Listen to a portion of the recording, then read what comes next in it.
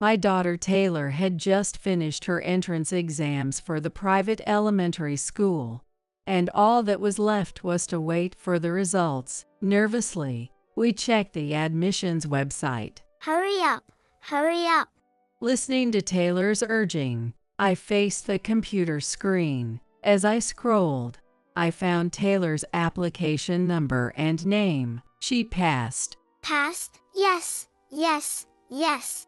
We both jumped around in joy. I quickly messaged my husband, William, about the results via our messaging app. I'm sure he'll be thrilled.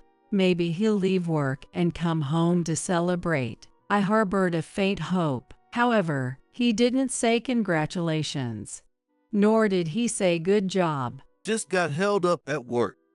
Then I'm off on a business trip. That was the only message. I understand he's busy since he even works on holidays, but he could at least show some happiness with us at a time like this. Why settle for just business-like communication?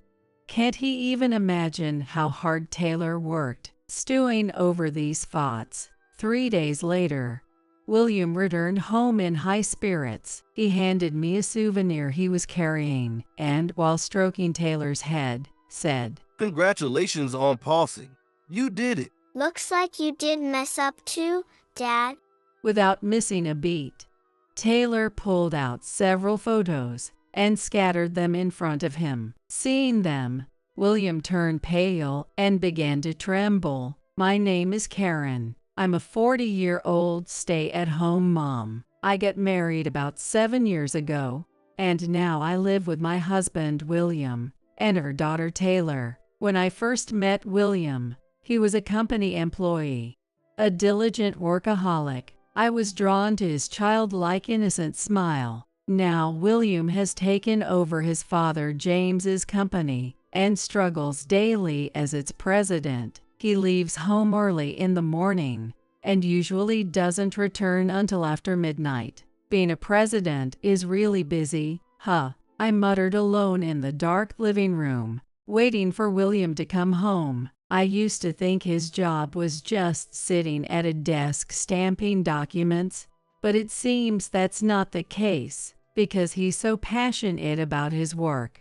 He leaves all the household chores and child-rearing to me. "I'm busy with the company, so I'll leave the house and Taylor to you." No matter what I consult him about, he ends up cutting off the conversation with those words. Of course, he does nothing even on his days off. He spends all day lounging on the sofa, playing with his smartphone, or he might be spreading out magazines and comics, taking naps throughout the day. You should play with Taylor a bit. When I said that in exasperation, William started to get angry. "I'm always tense and working hard.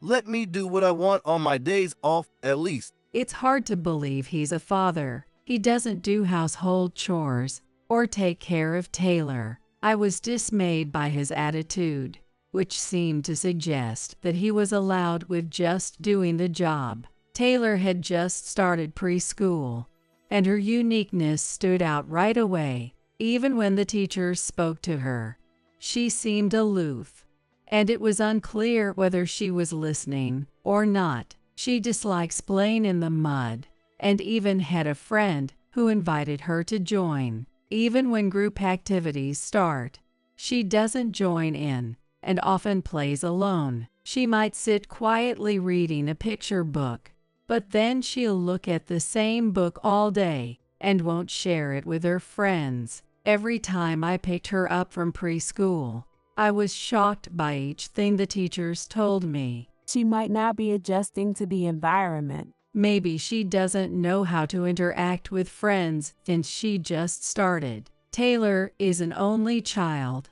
but she can communicate normally at home, and she doesn't seem to have trouble with communication. I think she plays just fine at the local park. What's wrong with Taylor? Since Taylor started preschool, I began to worry if she might be different from other kids. I've talked to other moms, but they don't think she's that different. I even tried discussing it with William, Is Taylor not fitting in at preschool? Yeah, she mostly plays alone and doesn't seem to play with other kids much.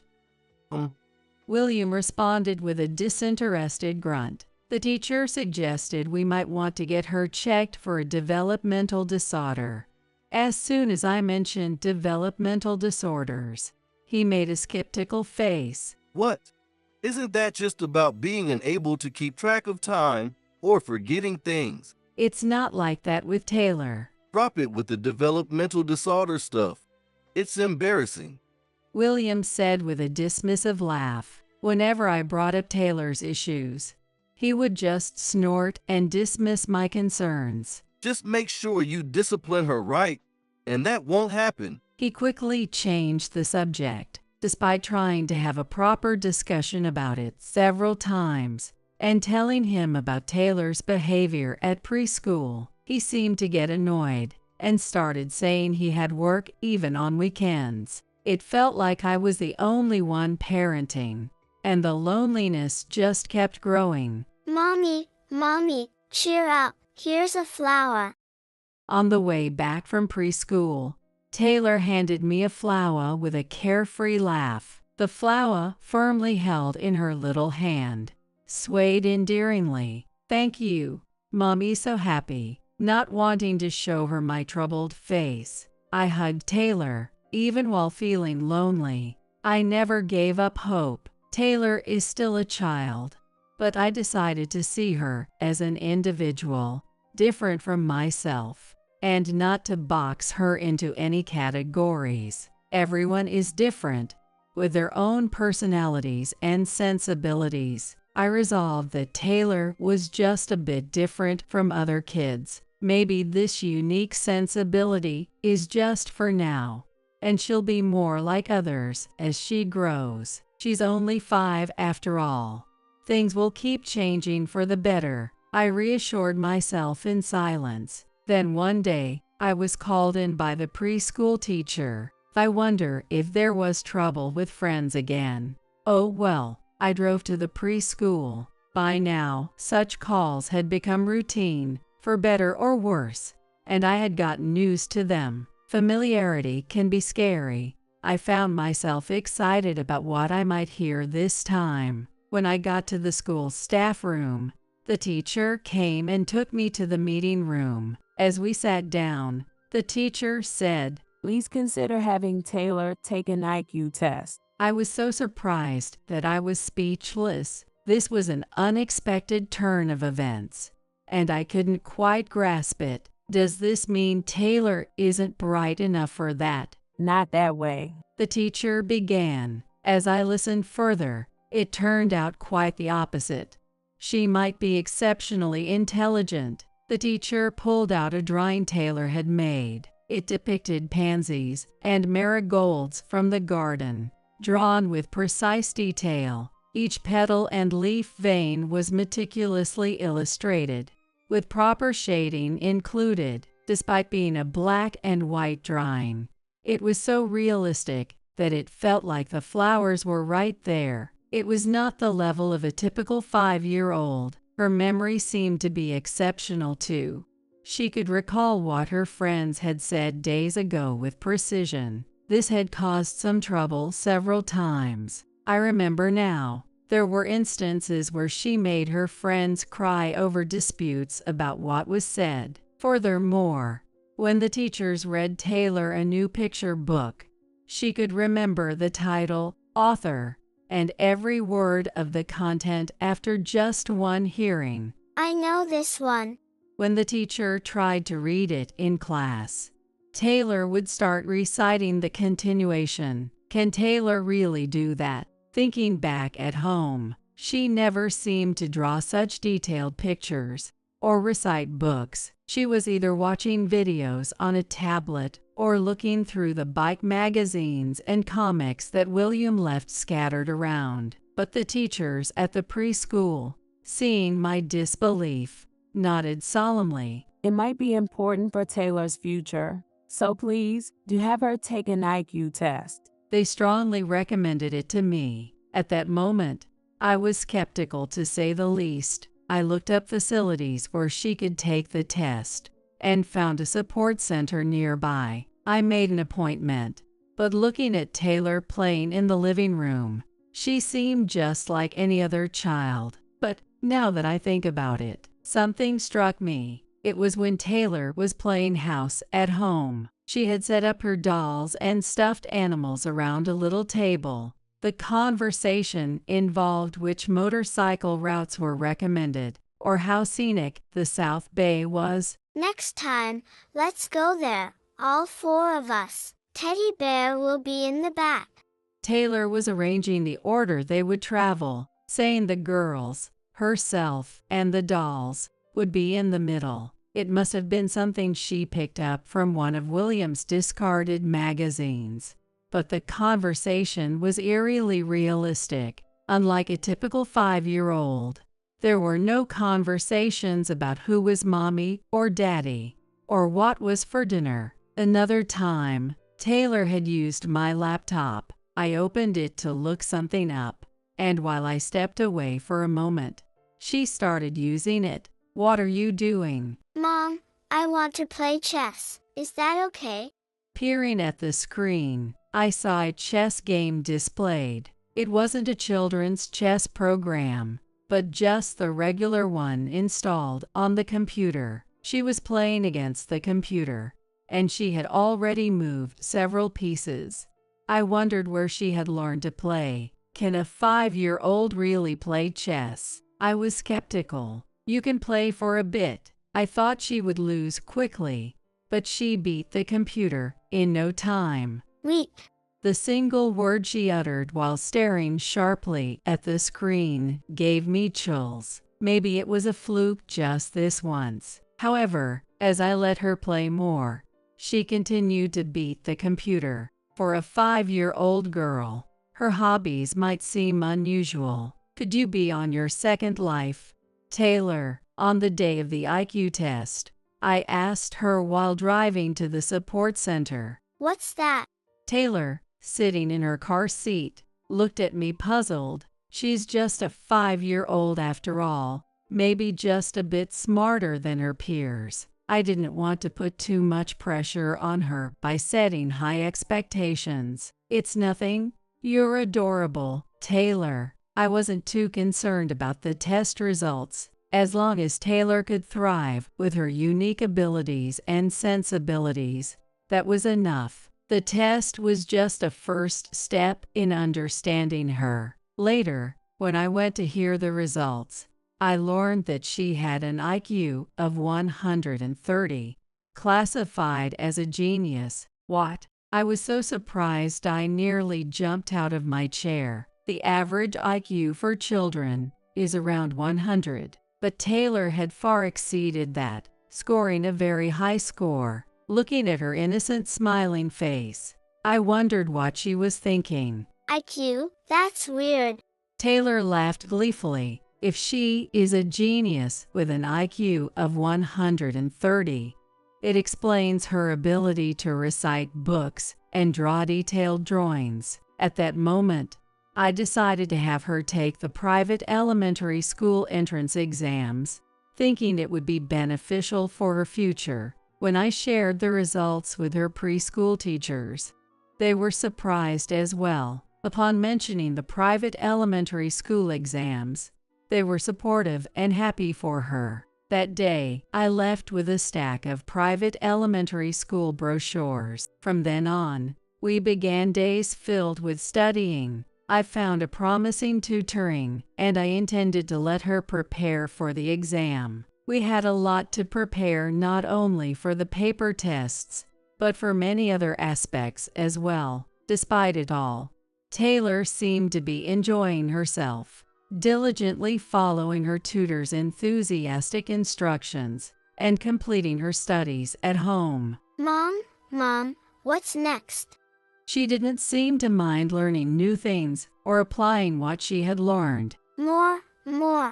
When Taylor learned something, she was eager for the next. Like a dry sponge soaking up water, she absorbed everything. She was not only good at drawing and using scissors and glue, but also fairly good at sports. Her weakness was cooperating with friends and reading the room, which she struggled with. Try to listen to the teacher's instructions. That's boring. The teacher is planning what to do next with everyone. Your friends are adjusting to that too. You know you can't play musical chairs if you don't understand it's happening, right? Why do we even play that game? Well, one reason is to learn how to play by the rules. Oh, really? She seemed satisfied with that explanation, and her face brightened. Once I explained it in an orderly manner, it seemed to click, and she surprisingly and smoothly accepted it, and gradually, Taylor began to fit in better with her friends. The number of conflicts decreased significantly, which was a relief. On the other hand, William's attitude was cold. He still worked on holidays and was rarely home, so he seldom saw Taylor. As he passed by Taylor studying in the living room, he would scoff. Developmental disabilities, but smart, huh? He said mockingly, and was about to leave. I felt irritated at his back. William, don't say that. He hardly tries to understand Taylor, and yet he says such things. Keep it down, will you? I'm tired from work, he said annoyingly, covering his ears with his hands. I mean, he chooses to work, yet complains like that. I wanted to retort, but I didn't want to argue in front of Taylor. She has a good memory. It would be inappropriate to expose her to such a petty marital dispute. The sound of the living room door closing was hollow. Does William really think only about work? This happened several times, and each time, I angrily told him to stop. Sorry, Taylor. Don't mind what Dad says. To my surprise, Taylor was unfazed. It's okay, Mom. Besides, everything Dad says is a lie, she said with a laugh, but it wasn't a cheerful one. It seemed more like a mischievous grin. What does she mean by all lies? At that moment, I felt uneasy about Taylor's words, but I wouldn't understand their full meaning until much later. Several months passed. The elementary school exams were over, and all that was left was to wait for the day of the results announcement. The exam seemed to have been harder than expected, and Taylor seemed a bit unsure of herself. She must have been really tired, as she spent a lot of time just watching videos aimlessly. But within a week, she began drawing meticulous pictures on large sheets of paper. She seemed to enjoy drawing, both during and after the exams, and the number of her drawings increased rapidly day by day. Then came the day of the exam results. Nervously, I checked the results website. Mom, how is it? Is it there? Not there? Just wait a second. Hurry, hurry.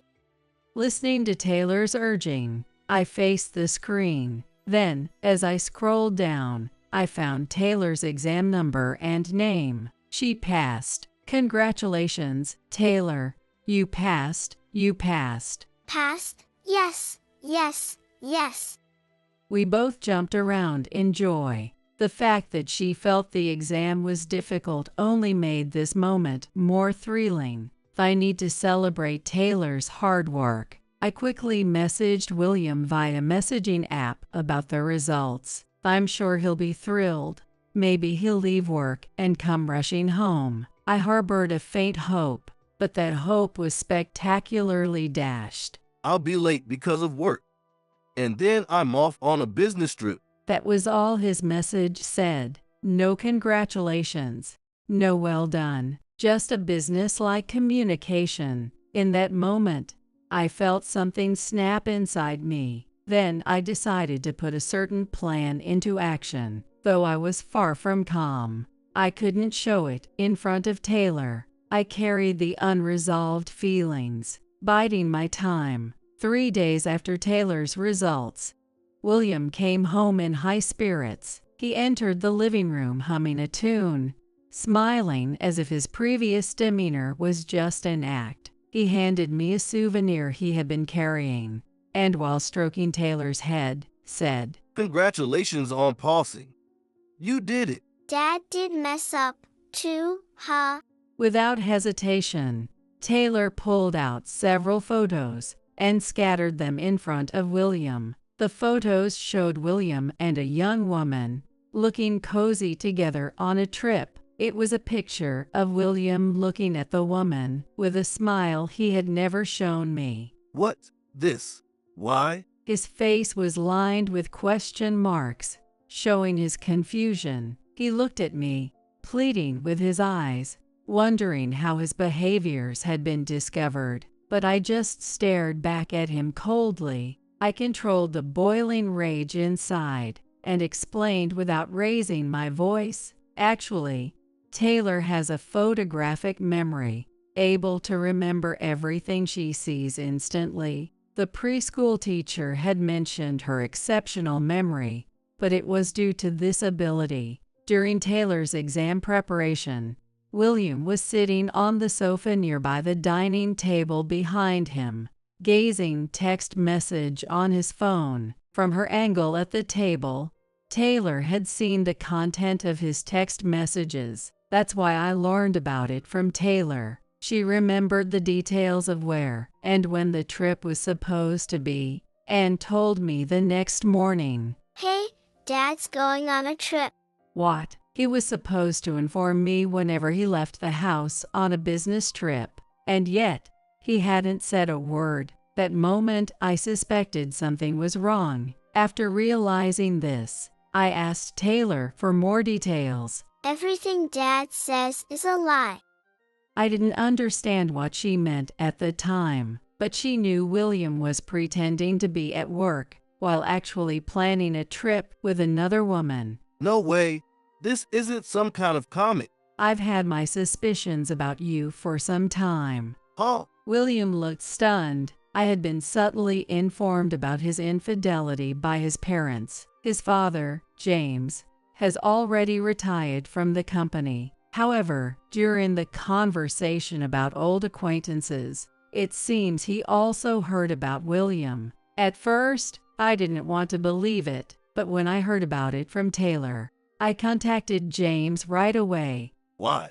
He told me to let him know if there was ever an issue with you. I tried to get the schedule from Taylor, though she couldn't read long words like place names or hotel names yet. What if she could memorize the screen and then draw it on paper? "You mean you had her draw the screen from memory?" Exactly. Yes, among the vast sheets of paper that Taylor had drawn, it was there. She had depicted William's smartphone screen across several sheets. I pulled these drawings out, just as a preschool teacher once showed me. I displayed them in front of William. The details were precise, from the conversation content to the battery level, and the time messages were sent. Even Da Vinci would be amazed at this. The moment William saw the drawing, he turned pale and began to tremble. I had taken photos of these drawings and sent them to James,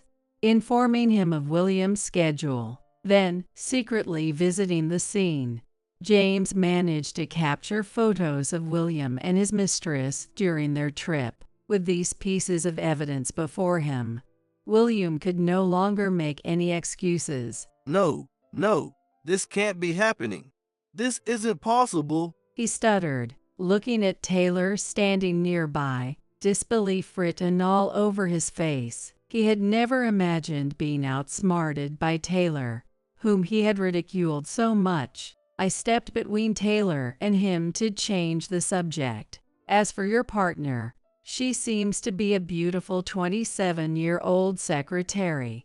James seems to know her too. "What, that, Maybe you could introduce her to me and these two as well." As soon as I finished speaking, the door opened, and his parents came in. They had been hiding in the back room all along. William's face grew even paler, and he started sweating profusely. Maybe I should bring some water for him, huh? Seeing his parents, he glanced at me, then at Taylor, flustered, moving his hands and mouth awkwardly. William, let me get a proper explanation, shall we? James was furious, his face terrifying, with tremendous force. After witnessing his biological father's anger, William finally seemed to reflect on his actions. I'm sorry, Dad. He was shaking like a leaf, terrified as if facing a fierce predator. No, it's not like that with the secretary. This was, well, From looking at Taylor's drawing, you two seem quite close. Without skipping a beat, James said the messages were filled with hearts, not something you'd expect in normal work communications. it was just for fun. She asked me to do it, and I couldn't refuse. So, you were just doing what the secretary told you. But I thought it was necessary for smooth communication with my subordinates. What do you mean smooth communication?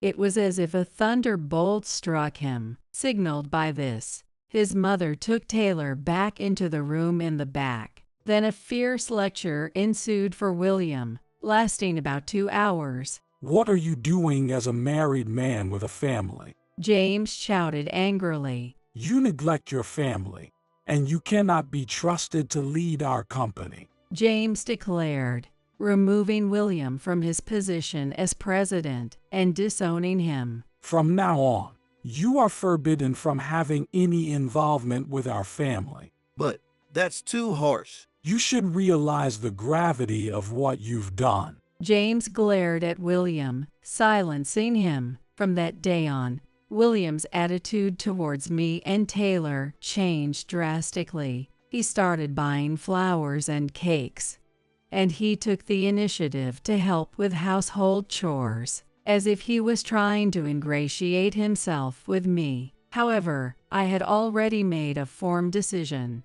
I am divorcing you. After Taylor had gone to bed, I laid out the divorce papers and handed William a pen. Please sign this. William became visibly nervous, sweating as he tried to persuade me. I was wrong. Please. Anything but divorce. I'll find a job and work hard. I cannot agree to that. I pushed the pen back to him, urging him to sign. After hesitating, William took the pen from my hand and signed. I will also be seeking alimony and child support.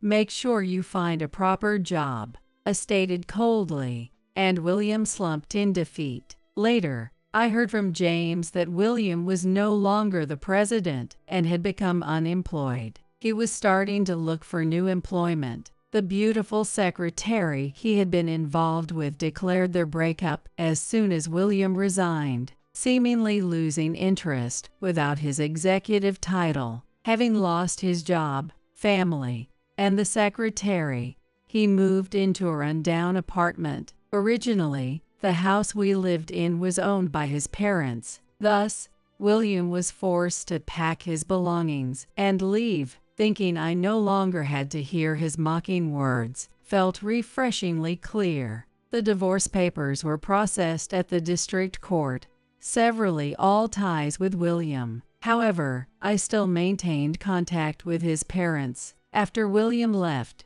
James came to visit. I am terribly sorry for the disgraceful behavior of my son. He apologized, bringing expensive gifts. It's okay. Please don't worry about it. Out of penance, and for Taylor's sake, feel free to use this house as you like. Really? Are you sure? I was just considering our next steps. This house was conveniently located near the elementary school Taylor was supposed to attend. It seemed like a blessing in disguise. Moreover, James even said, "You don't need to pay rent," which I felt compelled to decline. After some discussion, Taylor and I decided to rent the house, and we started meeting his parents regularly. Taylor appeared to grow fond of James, always staying close to him. When she gave him a portrait for his birthday, James was so happy he cried. Taylor is now an elementary school student, attending daily with great energy. I was initially worried about how she would fit in, but when school started, Taylor seemed to feel comfortable and thrived, freely enjoying her days. Even between classes, she draws in her notebook and shows her friends. I'm going to be the next Picasso. Picasso. When you say Picasso, you're referring to one of the greatest artists of the 20th century. I'm going to art school, She said seriously, sitting in the living room facing her drawing paper. Her collection had grown to hundreds of sheets. Thinking about art school seems quite ambitious for an elementary student. However, she might actually end up skipping grades and becoming an art student. I'll support you. When I discussed this with James, I received a positive response. During her preschool years, she struggled to fit in and had several troubles. Back then it was tough, but in hindsight, Taylor was simply a naturally gifted girl. Once we realized this, she not only conquered her elementary school entrance exams, but also set her sights on attending art school. This is a significant change. Believing in her abilities and talents was not a mistake. A not-so-little individual is about to take a significant step forward. Although my contribution is small, I want to continue supporting Taylor's promising future.